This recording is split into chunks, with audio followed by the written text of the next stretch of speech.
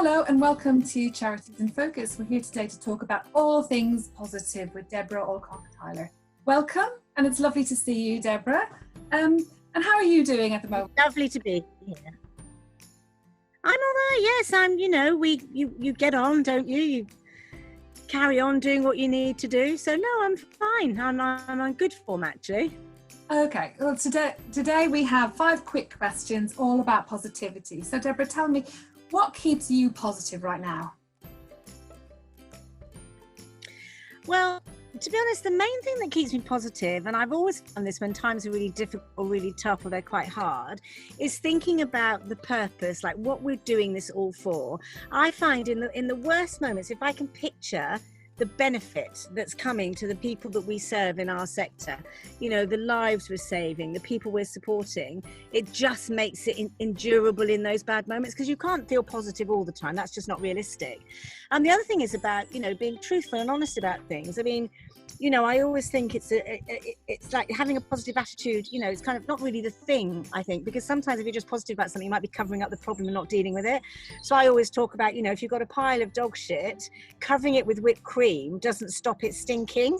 It's still there. And what it might do is like stop you solving the problem. So don't try and make it look better than it is. If you can see it, then you can deal with it. So I think there's something about being honest and realistic when things are really quite tough. It's okay to say this is really quite tough. And then I think really it's also that kind of sense of agency. There's nothing that we can't fix. You know, honestly, there probably are things we can't fix, but mostly if you just say like, I have power and ability to do something, then you can usually do something to move forward. So that really. Okay, that's really good, having that attitude of we can fix it. So charities are really important in improving lives. Just tell us a little bit how they're doing it right now.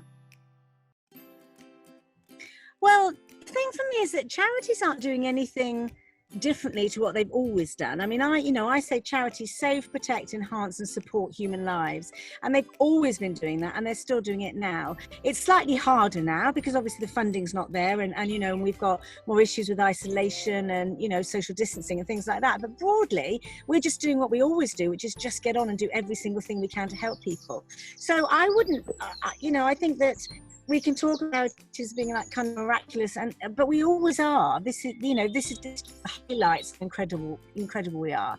I have to say though that, you know, the can-do attitude and the spirit of positivity that I come across with fellow charity execs and others is absolutely astonishing, particularly the smaller ones. Well, actually not just the smaller ones, that's unfair, the larger ones as well, because it is quite tough at the moment. It's really tough when you're struggling for money, when you're furloughing staff, when you're trying to support beneficiaries, and yet they're just getting on with it, rolling up their sleeves, tackling the problems head on. I could not be prouder to be part of this sector. That's brilliant. So in lockdown, it's a very strange time where lots of people are developing new skills, learning new things. So what new skills have you learned during lockdown?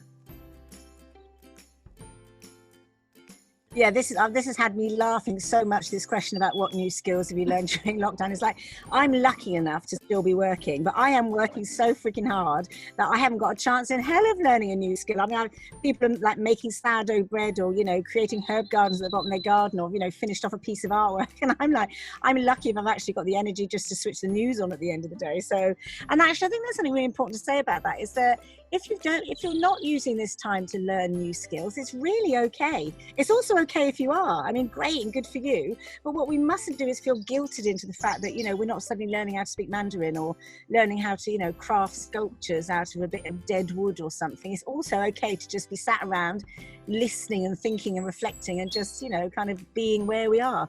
Actually, there's nothing wrong with that, because it's a really weird, stressful time. So yeah, in terms of new skills, although possibly Zooming. You know, Zooming is a new skill, although as you and I were discussing earlier, it's kind of a skill I rather wish I hadn't acquired. Yeah, but no, anyway. That's true. I don't think I've got many new skills, and I'm not great at IT and Zooming for sure. But I do think that charity leaders do have good skills. Charity chief execs, although nobody would admit to it, but in my view, they are superheroes because they change the world and they have the power to lead charities to make the world a better place. So in my view, charity leaders are a bit like superheroes. So if you were a superhero, and I'm not saying, but if you were, what is your superhero superpower? That's such a good question, actually. And You know, to be honest, I think my superpower is tenacity. It's like, you can't tell me no. In fact, the more you tell me I can't do something, the more likely I am to keep having a go at doing it. The more you say to me, there's no chance of, you know, a government minister changing their mind, or a policy being different, or, you know, a thing being possible, the more determined I am to make it happen. But I think that's the same superpower that most charity chief execs have, to be honest, otherwise we wouldn't keep doing it. That absolute ability to, we do not give in. We just don't give in. Doesn't matter what you chuck at us, we don't throw in the towel and give it all up. We just keep going. Like a Duracell bunny. A Duracell bunny superhero. That's absolutely wonderful. So just very lastly then, what tips would you give to other people in the charity sector to stay positive at the moment? I definitely think that I would say, like, keep a sense of perspective. You know, an old trustee of mine used to say, this is not all of life, it's just part of life. And I think that's true. No matter how difficult and challenging it might feel right now, this is not going to be like this forever. You know, things will change, they will move on. You know, and it's very easy to look at sort of this thing and say, like, you know, take all the bad stuff out of it and say, you know, we're never going to hug each other again, or, you know, come together. That's just simply not true. You know, we will survive all of this. And actually, if there's a phrase I hate more than anything else, it's the new normal. I loathe that. It's like rubbish. And normal is whatever we create it to be. So we can absolutely change things. So I would definitely say that. I'd also say, you know, like, try and find the humor, find the funny. You know, because even in the darkest of moments, there's always something that can make you laugh. And actually, my experience has always been, it's in the bleakest of times that you need to find the humour, because that will keep you going. So try and find the funny. I love that so much. Debra, thank you so much. I'm so incredibly grateful that you've joined us today. And thank you for being so positive and so inspiring.